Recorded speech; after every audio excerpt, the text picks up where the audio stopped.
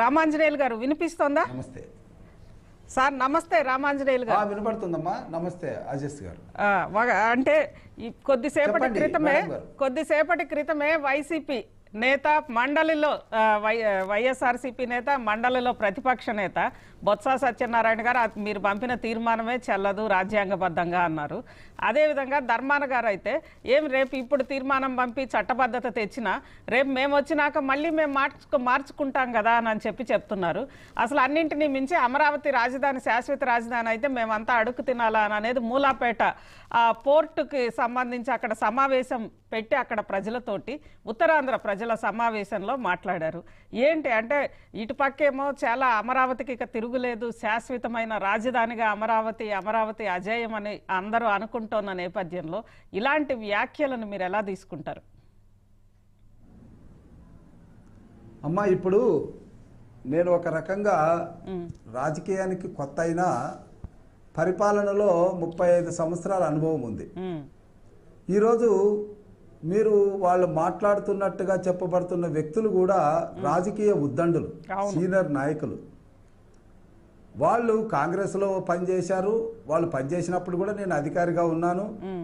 కానీ ఏనాడు కూడా వాళ్ళు అలా మాట్లాడతారని నేను అనుకోలే. కానీ ఇప్పుడున్న పరిస్థితుల్లో వాళ్ళు అలా మాట్లాడుతున్నారంటే వాళ్ళ మీద ఒత్తిడి ఏమైనా ఉందేమో అనేటువంటి అనుమానం అయితే నాకు కలుగుతుంది. అది ఏమైనా ఇక్కడ మనం ఆలోచించాల్సింది శాసనసభ ఏదైతే తీర్మానం చేసిందో అది చెల్లుబాటు కాదు అంటున్నారు. అసలు సబ్జెక్ట్ ఏంటి? సబ్జెక్ట్ ఇక్కడ అమరావతి అనేది 2014 విభజన చట్టం ప్రకారంగా సెక్షన్ 5 ప్రకారంగా నిర్ణయించబడింది. అమరావతి ఆంధ్రప్రదేశ్ క్యాపిటల్ 2014లోనే నిర్ణయించుకున్నాం. మాకు 10 సంవత్సరాలు ఉమ్మడి రాజధానిగా హైదరాబాద్ ఉన్నప్పటికీ కూడా 2014 సెప్టెంబర్లోనే మాకంటూ ఒక రాజధాని ఉండాల్సిందే అని చెప్పి చంద్రబాబు నాయుడు గారు ఇక్కడ కార్యాలయాలు లేకపోయినా బస్సునే ఒక కార్యాలయంగా చేసుకొని మాకంటూ ఒక రాజధాని ఉండాలని ఆ రోజు అమరావతి నిర్ణయించారు. నడిబొడ్డున ఉన్నటువంటి అమరావతి ఒకవైపు నదీ జలాలు పుష్కలంగా, మరొక వైపు రైల్వే జోను, ఎయిర్పోర్టు, నడిబొడ్డున ఉండేటటువంటి ఇక్కడ మరి ముఖ్యంగా రాజధాని నిర్మాణానికి కావలసినటువంటి భూమి స్వచ్ఛందంగా పూలింగ్లో ఇవ్వడం అనేది 34,000 ఎకరాలు. వీటన్నిటిని దృష్టిలో పెట్టుకొని ఇక్కడ అమరావతి రాజధాని అని నిర్ణయించాం. అది జరుగుతూ వచ్చింది. అందరూ కూడా పార్లమెంట్లో కూడా మాట్లాడారు. దేశ పట్టంలో కూడా అమరావతి అని వచ్చింది. కానీ వచ్చిన చిక్కల్లో ఏంటంటే 2019-24 మధ్య వచ్చినటువంటి వైసీపీ ప్రభుత్వం 3 ముక్కల ఆటతో అమరావతి మాకొద్దు, 3 రాజధానులు ఉండాలి, రాజు ఎక్కడుంటే అక్కడే రాజధాని అని వితండవాదం చేశారు.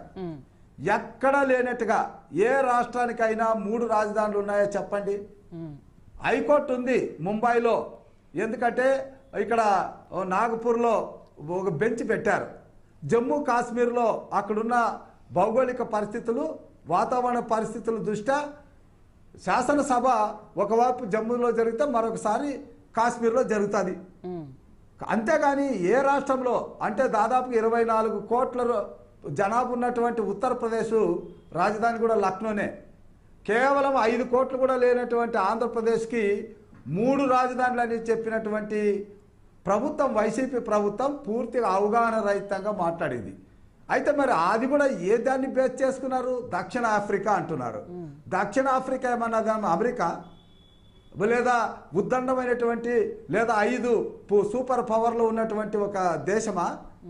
ఆ దక్షిణ ఆఫ్రికాలో ఉన్నటువంటి భౌగోళిక పరిస్థితులు, ఖండాంతరాలుగా విడిపోయినటువంటి పరిస్థితుల్లో వాళ్ళు 3 రాజధానులు పెట్టుకొని పూర్తిగా పేద దేశంగా మిగిలిపోయారు. ఏ దేశానికి 3 రాజ్యాలు? అమెరికాకు 3 రాజ్యాలు ఉన్నాయి, 3 స్టేట్లు ఉన్నాయమ్మా, ఎక్కడ లేవు కదా. కానీ ఇక్కడ నేను చెప్పొచ్చేది ఏంటంటే మొన్న అసెంబ్లీలో చేసినటువంటిది ఏదైతే అమరావతి అనేటువంటిది మా రాజధాని అని చెప్పామో, ఆంధ్రప్రదేశ్ రాజధాని, అది ఎక్కడ ఉంది అనేటువంటి దానికి మేము అమెండ్ చేశాం. అది అమరావతిలో ఉంది. ఆ అమరావతి ఎక్కడ ఉంది అంటే CRDA Andhra Pradesh capital region development authority ఏదైతే ఏరియాను నోటిఫైడ్ చేసిందో ఆ ఏరియా అంతా అమరావతి, అదే మా రాజధాని అని అమెండ్ చేశాం. దీనికి శాసన మండలి రామాంజనేయులు గారు 1 సెకండ్ అండి. ఇంతకు ముందే తులసిరెడ్డి గారు మాట్లాడుతూ శాసన వ్యవస్థ తీర్మానం అనేది పాక్షికంగా మాత్రమే జరిగింది, అంటే శాసనసభ తీర్మానం ఇక్కడ అనేది పాక్షికంగా మాత్రమే జరిగింది, అంటే శాసనసభ తీర్మానం మాత్రమే జరిగింది కానీ శాసన మండలిలో తీర్మానం చేయలే, అంటే దానివల్ల అది చెల్లదు అని అనేది అంటున్నారు. ఏంటేమంటారు? అమ్మ ఇక్కడ మౌలికమైనటువంటి మార్పులు కోరలేదు మేము, మీరు అది అర్థం చేసుకోవాలి. ఇప్పుడు ఆనాడు అమరావతి రాజధాని అన్నప్పుడు వీళ్ళు 3 రాజధానులు అన్నారు. అది కంప్లీట్ గా మౌలికమైనటువంటి సిద్ధాంతాన్నే మార్పు చేసింది కాబట్టి కౌన్సిల్ ఆ రోజు తీర్మానం అవసరం. ఈ రోజు ఇక్కడ ఏమడుగుతున్నాము, అమరావతి ఆల్రెడీ ఉంది. ఎక్కడ ఉంది అంటే అమరావతిలో ఉంది. ఆ అమరావతి ఎక్కడ ఉంది అంటే రీజన్ డెవలప్మెంట్ అథారిటీ ఏదైతే నోటిఫైడ్ చేసిందో అక్కడ ఉందని ఒక క్లాజ్ని ఇంక్లూడ్ చేశాం తప్ప దీనికేమి మౌలికమైనటువంటి సిద్ధాంతాన్ని మేము మార్పు చేయలేదు. పార్లమెంటు నిర్ణయిస్తుంది కదా, ఈ దేశానికి అత్యున్నతమైనటువంటి ప్రజాస్థానం పార్లమెంటు, ప్రజలు ఎన్నుకున్నటువంటి ప్రజాప్రతినిధులు ఉన్నటువంటిది అసెంబ్లీ. అసెంబ్లీ సాక్షిగా అందరూ కూడా మెజార్టీ సభ్యులు, మెజార్టీ అంటే 100% ఒక్క వైసీపీ వాళ్ళు తప్ప, ఆ 11 మంది తప్ప మిగిలిన వాళ్ళందరూ ముక్త కంఠంతో దీన్ని ఆమోదించారు. అంటే ప్రజాభీష్టాన్ని ఆమోదించాం. ప్రజలు ఎన్నుకున్నటువంటి ప్రజాప్రతినిధులుగా అందులో ఎన్నుకోవడం కూడా ఎలాగా 93% స్ట్రైక్ రేట్, గతంలో ఎప్పుడు లేదు. 93% స్ట్రైక్ రేట్, 164 స్థానాలు ఇచ్చినటువంటి ప్రజా అభిప్రాయాన్ని మేము అక్కడ తీర్మానం ద్వారా పంపాం. కాబట్టి భవిష్యత్తులో కానీ లేదా వర్తమానంలో కానీ ఎవ్వరు కూడా ఆంధ్రప్రదేశ్ ప్రజలు ఇచ్చినటువంటి గౌరవమైన తీర్పును ఉల్లంఘన చేస్తారని మేము అనుకోవడం లేదు. రామాంజనేయులు గారు అంటే ఇప్పుడు తులసిరెడ్డి గారు చెప్పింది, అదేవిధంగా వైసీపీలో కొంతమంది నాయకులు చెప్పింది కూడా మాకు అమరావతి మీద వ్యతిరేకత లేదు అంటే ఇప్పుడు బొత్స ధర్మాన్ని అసలు వాళ్ళ స్టాండ్ తీసేద్దాం, ఒక్కో నాయకుడికి ఒక్కో స్టాండ్ ఉంది, అల్టిమేట్ గా వాళ్ళు వచ్చినాక ఇంకో స్టాండ్ ఉంటది ఒకవేళ వస్తే. కానీ ఇక్కడ ఇప్పుడు తులసిరెడ్డి గారు చెప్పినట్లుగా అనేక అంశాలు ఇక్కడ అభ్యంతరకరంగా ఉన్నాయి. ముఖ్యంగా అమరావతి నిర్మాణానికి జరుగుతున్న ఖర్చు దుర్వినియోగం అందామా లేదా సద్వినియోగం అందామా, ఆ ఖర్చు విషయంలో వీటన్నిటి విషయంలో అభ్యంతరాలు ఉన్నాయని అనేది అంటున్నారు. దీన్ని ఏమంటారు? అమ్మా, ఒకటి, ఇప్పుడు ప్రజల సమస్యలను చర్చించడానికి ప్రజలు ఇచ్చినటువంటి అధికార వేదిక అసెంబ్లీ. అసెంబ్లీకి రావడానికి ప్రజలే ఆ 11 మందికి అర్హతనిచ్చారు. అసెంబ్లీకి రండి అని స్పీకర్ గారు పదే పదే చెబుతున్నారు. మొన్న జరిగినటువంటి అసెంబ్లీ సమావేశంలో అమరావతి మా శాశ్వతమైన రాజధాని అని తీర్మానం చేసేటటువంటి అంశం ఉందని వారికి కూడా తెలియజేయడం జరిగింది. మరి ఈ విషయాలన్నీ మాట్లాడడానికి వాళ్ళు అసెంబ్లీకి ఎందుకు రాలేదు అంటే అమరావతి మీద మాట్లాడడానికి వాళ్ళకి ఇష్టం లేదా, ఎదిగి మాట్లాడడానికి ఇష్టం.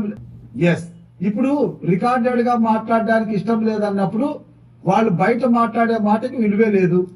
ఎందుకంటే వాళ్ళకి శాసనసభకు వచ్చి మాట్లాడే అవకాశం ఉన్నప్పుడు మాట్లాడాలి. అవకాశం లేనటువంటి వాళ్ళు బయట మాట్లాడితే దానికి వ్యాలిడిటీ ఉంటది. సరే, ఏదేమైనా ఇక్కడ ఎంత ల్యాండ్ కావాలి అన్నారు. ఎంత ల్యాండ్ కావాలి అంటే మొన్న అసెంబ్లీలో ఫైనాన్స్ మినిస్టర్ కేశవ్ గారు ఒక వీడియో క్లిప్పింగ్ చూపించారు. మనకు పురాణాల్లో 10 అవతారాలు ఉంటాయి, కానీ 11వ అవతారం కూడా ఎత్తి ఒక్కొక్క అవతారంలో ఒక్కొక్క మాట 34 ఎకరాలైన అవసరం అంటది. రాజధాని ఒక సువిశాలమైనటువంటి ప్రాంతంలో ఉంటది, బాగుంటదని ఒక మాట చెప్పారు. మరొక సందర్భంలో ఏమన్నారు, ఆ నాగార్జున యూనివర్సిటీలో ఏదో బిల్డింగ్ లో పెడితే సరిపోతుంది కదా అన్నారు.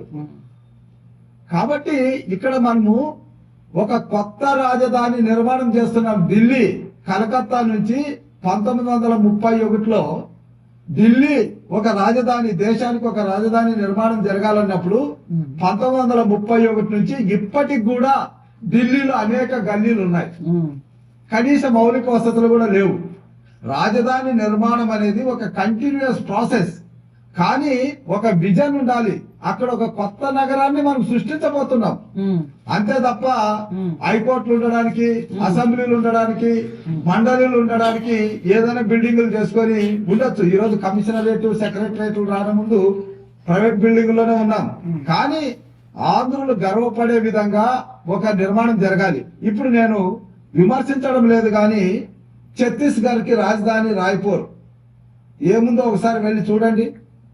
ఉత్తరాఖండ్కు కొత్తగా ఏర్పడిన ఉత్తరాఖండ్కు రాజధాని డెహ్రాడూన్. డెహ్రాడూన్ ఏముందమ్మా, అదే ఎయిర్పోర్ట్, అదే ఇది. కానీ కానీ అలా కాకుండా ఉంటది. దానికి మించి ఏదైనా మనము ఒక స్థాయి. ఇప్పుడు ఒకటి మాట్లాడతానమ్మా, వైజాగ్ లో 500 కోట్ల రూపాయలతో ఒక మహల్ నిర్మించారు. అంత అవసరమా? ఇదే ఉత్తరాంధ్ర మీద అంత ప్రేమ ఉన్నటువంటి వాళ్ళు మూలపేట ప్రాజెక్టు మీద ఎంత డబ్బులు కేటాయించారు, ఎంత ఖర్చు పెట్టారు? నాగవళి వంశధారి నదులకి ఏ రకమైనటువంటి ప్రాజెక్టులు తెచ్చారు? భోగాపురాన్ని 5 ఏళ్లు ఎన్ని నిధులు ఇచ్చారు, ఎంత ఖర్చు పెట్టారు? స్టీల్ ప్లాంట్ ని ఎందుకు ప్రైవేటైజేషన్ చేస్తామనేసి చూపారు. కూటమి ప్రభుత్వం వచ్చినాక దానికి నిధులు తెప్పించి ఈ రోజు నిలబెట్టి లాభదాయకంగా చేసేటట్టు చేస్తున్నాం. కాబట్టి మరి ఈ ప్రాజెక్టులన్నీ ఏమైనాయి? ఇప్పుడు గూగుల్ అన్నారు, గూగుల్ ఎవరైనా వద్దన్నారా? గూగుల్ ఆ రోజు ఎందుకు తేలేదు, ఇప్పుడే ఎందుకు వచ్చింది? ఆ రోజు ప్రాజెక్టులు ఎలా పారిపోయాయో తెలుసు. చంద్రబాబు నాయుడు గారు 2014-18 మంది తెచ్చినటువంటి పెట్టుబడులు దాదాపు 11 లక్షల కోట్లు ఏమైపోయినాయో అందరికి తెలుసు. ఒక 440 ప్రాజెక్టులు ఎందుకు పారిపోయాయో అందరూ ఇప్పుడు అవన్నీ జరిగాయనే కదా 151 స్థానాల నుంచి 11 స్థానాలకి ప్రజలు కుదించేశారు. 3 రాజధానులు వద్దని ప్రజలు నిర్ణయించే వాళ్ళకి అవకాశం ఇవ్వకుండా మూలకి నెట్టేశారు. ఇంకా ఇప్పుడు మాట్లాడడం అనేది అవివేకం. రైట్.